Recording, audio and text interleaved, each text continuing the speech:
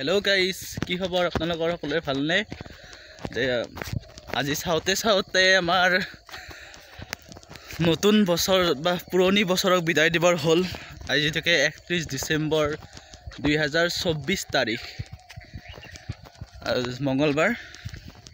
আৰু এই সেগতে সমূহ অসমবাসী ৰাইজক মোৰ ফালৰ পৰা নতুন বছৰৰ বহুত শুভকামনা জনালো যাতে 2025 সনটো সকলোৰে মংগল হোক সকলোৰে সপোনবোৰ পূৰণ হোক তাৰ প্ৰাৰ্থনা জনাইছো আৰু মোৰ যাতে ভাল খবৰ আহে 2025 সনটো হেবে জনাইছো আৰু এইখন আমাৰ ফুলৰ গাৰ্ডেন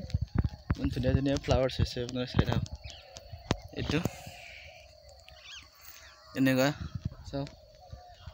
বহুত মানে কষ্টৰ ফলত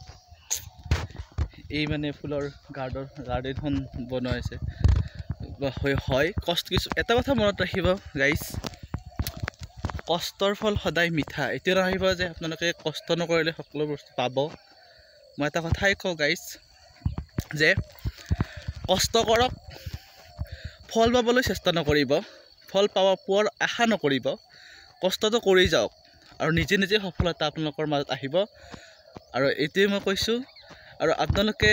সকলো আৰু মই কালিৰ পৰা চাগে মই ব্লগ বনোৱা ষ্টাৰ্ট কৰিম আপোনালোকে যদি মোক সাপোৰ্ট কৰে তেতিয়াহলে লাইক শেয়াৰ আৰু সকলো সাপোৰ্ট কৰি যাব কেৱল এটো নহয় যদি মোক কোনোবা বেয়া পায় লাইক নকৰিব কমেন্ট নকৰিব কাৰণ আজি দেখে অহা দিনটোৰ পৰা এটা নতুন বছৰ আৰম্ভণি হ'ব সকলোৰে সপোন থাকে সকলোৰে আশা থাকে যে মোৰ নতুন বছৰটো ভালে যাব যে পুৰণা বছৰটোত মই কি কৰিলো কি কৰা নাই যে পুৰণা বছৰটোত মই কি এৰি থৈ আহিলো লক্ষংগ এৰি থৈ আহিলো নে মোৰ কৰ্ম জীৱনৰ পাতনিত কিবা এৰি থৈ আহিলো যে মোৰ সপোনবোৰ পূৰণ হল নে নহল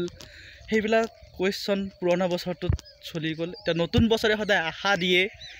সেই আশাটোক লৈ আমি জীয়াই আছো অহাকালি মোৰ কি হ'ব আজি এই মুহূৰ্তত কি হ'বলৈ গৈ আছে আমি